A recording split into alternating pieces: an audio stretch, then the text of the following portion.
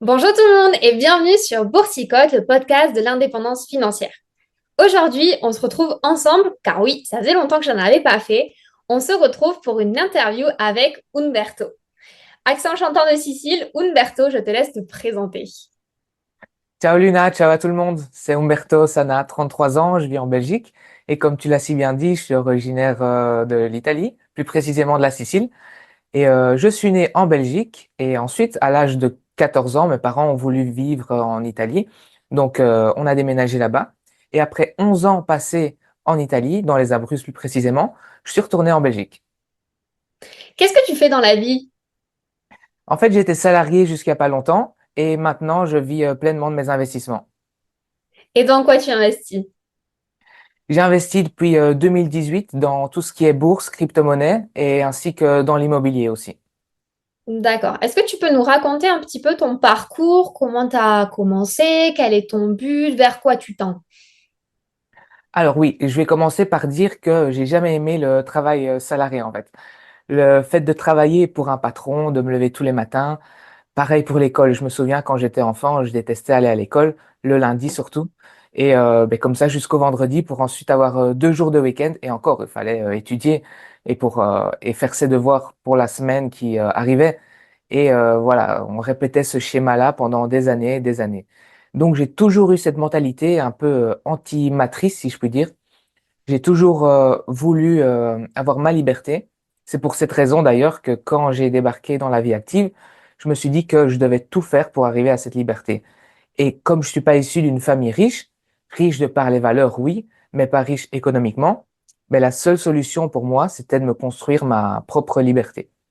Et il y a au moins 10 ans de ça, quand je vivais encore en Italie et j'étais journaliste automobile, je cherchais des méthodes alternatives pour gagner de l'argent et je suis tombé sur des vidéos d'un certain Olivier Seban qui parlait d'immobilier à Paris, qu'on pouvait en vivre confortablement. Il suffisait d'avoir un contrat d'embauche CDD ou CDI et on pouvait emprunter. Donc ni une ni deux, j'ai postulé en Belgique. Je répète, hein, je vivais toujours en Italie, dans les Abruzzes, mais je savais que si je voulais investir, c'était pas en Italie que je l'aurais fait.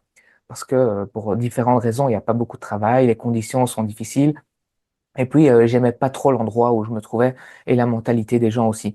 Donc, j'ai cherché un travail. Moi qui, à la base, était pourtant contre l'idée de travailler pour un patron, mais c'était un mal pour un bien. Et ce que je recherchais en propriété, c'était des jobs administratifs, pas trop prenants et avec des horaires fixes qui me permettaient de travailler un minimum sans trop me prendre la tête et qui me laissaient aussi du temps pour travailler sur mes projets à côté.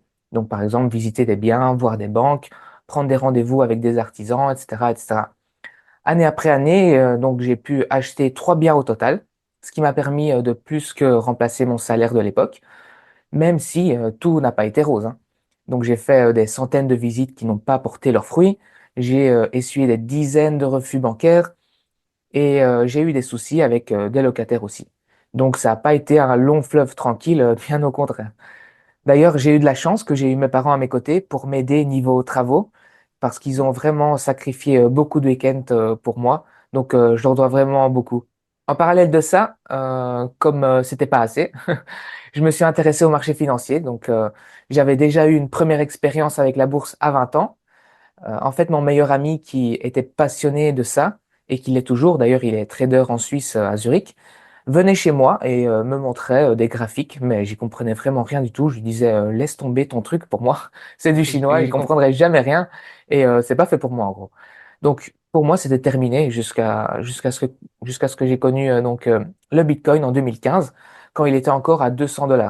Donc, j'ai commencé à regarder l'évolution du prix à la baisse, à la hausse, et de fil en aiguille, je m'y suis passionné. Donc, j'ai commencé à me former là-dessus, j'ai lu des dizaines de livres, et c'est tout naturellement que je me suis intéressé aussi à la bourse. Et donc, depuis 2018, j'investis dans ces deux domaines, et je réinvestis une grosse partie des revenus immobiliers, et je continue à le faire, dans la bourse et les crypto-monnaies, pour justement faire fructifier mon capital. Donc, j'ai développé une vraie passion pour ça, en fait, et je m'y dédie principalement à l'heure actuelle, vu que mes biens immobiliers tournent à 80% de manière passive. Donc maintenant, je me concentre vraiment sur ce qui me plaît et j'accompagne aussi les personnes qui veulent investir, mais qui manquent de connaissances et ou de temps, sans subir la volatilité des marchés. Et ouais, donc c'est vraiment ça mon cœur de métier, c'est de faire de la performance par rapport au support traditionnel, tout en conservant une approche en bon père de famille et qui prend une dizaine de minutes par mois à analyser. Et pour répondre à ta dernière question, mon but, c'est vraiment de continuer à investir de cette manière-là et de faire grossir mon patrimoine pour assurer une stabilité financière, même si mon projet ultime, c'est surtout de pouvoir démocratiser et simplifier l'investissement en bourse et en crypto-monnaie à travers mes accompagnements. En bref, j'ai créé l'accompagnement que j'aurais aimé avoir à mes débuts, en fait. Donc quelque chose de complet, mais accessible à tout le monde, même en partant de zéro. Ok, super. Concrètement, dans ta vie de tous les jours, à quoi ressemble, si tu en as une, ta journée type? Ah, c'est très intéressant comme question. Oui, oui, bien sûr, j'en ai une. Donc, à 7 heures du matin, je me réveille, je lis, je prends ma douche. Et de 8 heures jusqu'à midi, en fait, j'ai un planning que j'ai planifié la veille. Donc, je commence par lire l'actualité des marchés, je contrôle les graphiques, je regarde s'il y a des opportunités. Ensuite, je travaille sur les vidéos que je vais créer plus tard. Mine de rien, ça prend un temps fou. Je réponds aux messages que je reçois sur mes réseaux, donc Instagram, LinkedIn, Facebook. Et je travaille sur mon accompagnement. Je vois ce que je peux améliorer. Et aussi, je fais partie d'un mastermind d'entrepreneurs. Donc, on a souvent des meetings qu'on organise ensemble. Ensuite, dans l'après-midi, après avoir bien mangé, suivant les journées, je m'occupe des visios avec les personnes qui ont pris rendez-vous pour rejoindre mon accompagnement. Je tourne les vidéos pour ma chaîne YouTube et je fais ensuite une dizaine de minutes de vélo et ensuite j'enchaîne avec le sport. Dans la soirée, c'est plutôt tranquille, à un moment plutôt zen. Donc, je réponds aux commentaires sur mes réseaux sociaux, je regarde des vidéos et avant de dormir, on va dire que je lis, histoire de pas m'endormir en ayant passé la soirée devant un écran, ce qui est très mauvais. Donc voilà, j'essaye d'optimiser au mieux mes journées parce que tu le sais aussi, le temps passe hyper vite et si tu programmes pas ton emploi du temps à l'avance, tu te retrouves à la fin de la journée avec l'impression de n'avoir rien fait en fait. C'est ça, exactement. Bon, alors, un peu de sport, tu manges bien, je suppose que tu me déçois, tu fais pas tes propres pâtes ou tes propres petits plats. Je suis pas trop cuisinier dans l'âme, donc non. J'aime bien manger, mais la cuisine, de faire la cuisine moi-même, c'est pas mon fort, on va dire. Blague. Mais bon, c'est intéressant de voir que quand même, en dehors du boulot, tu as cette conscience que il faut faire un peu de sport. Tu dis, ben, je fais attention à pas être sur les écrans le soir. Donc, c'est bien aussi que on voit que tu as quand même plusieurs petits points sur lesquels tu fais attention par rapport à ta santé. Clairement, parce que, comme je te disais, je fais du vélo d'appartement pendant 10-15 minutes par jour, plus je fais 15-20 minutes tous les jours de fitness. C'est pas beaucoup, mais je sais que si je vais en faire plus, je vais plus vouloir en faire du tout. Donc, je préfère me limiter, même si c'est quelque chose que j'aime pas forcément de faire du vélo ou bien de faire du fitness, mais je me dis que c'est bon non seulement physiquement, mais aussi niveau santé. Donc, le sport, c'est à la base de tout. Et aussi mentalement, parce que tu te dis que chaque jour, tu as un créneau qui est disons, programmée pour faire telle chose et tu sais que tu vas la faire. Et si tu la fais pas, tu sais que tu vas te sentir mal. Des fois, par exemple, j'oublie de le faire et il est tard le soir.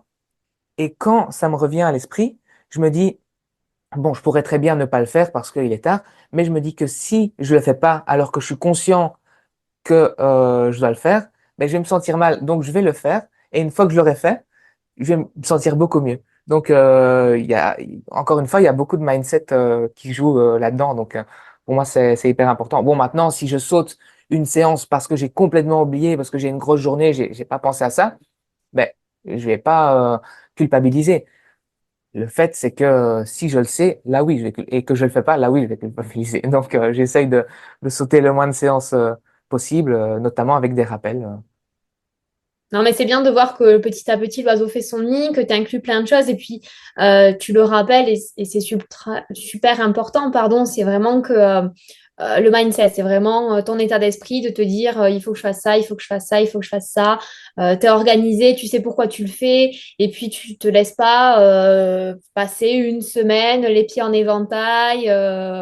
voilà, sans rien faire. Donc ça, je trouve ça super bien aussi que tu puisses le souligner, que quand tu veux réussir, ça demande une certaine état d'esprit et puis une certaine rigueur aussi et Rigueur, de la ouais. discipline.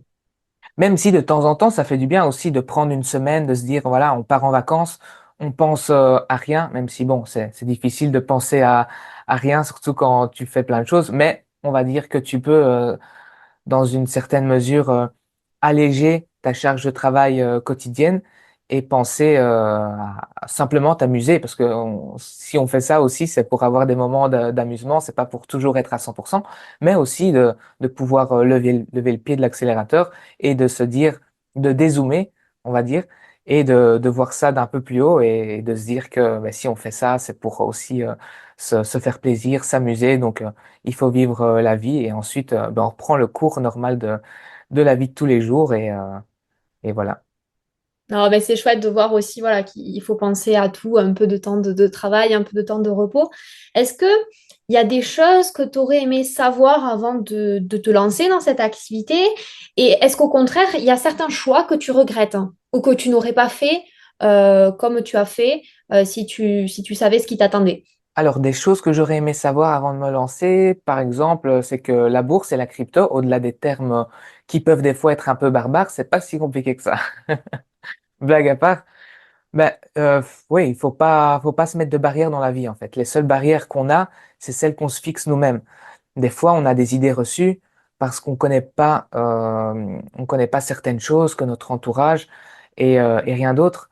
Mais quand on va rencontrer d'autres personnes qui sont arrivées là où on veut arriver nous aussi, on se rend compte qu'en fait, ça dépend vraiment de nous. C'est une croyance limitante qu'on se pose. Donc oui, croire en soi, croire en ses rêves, mais surtout passer à l'action et travailler dur pour y arriver parce que ça va pas arriver d'un claquement de doigts ni sans effort.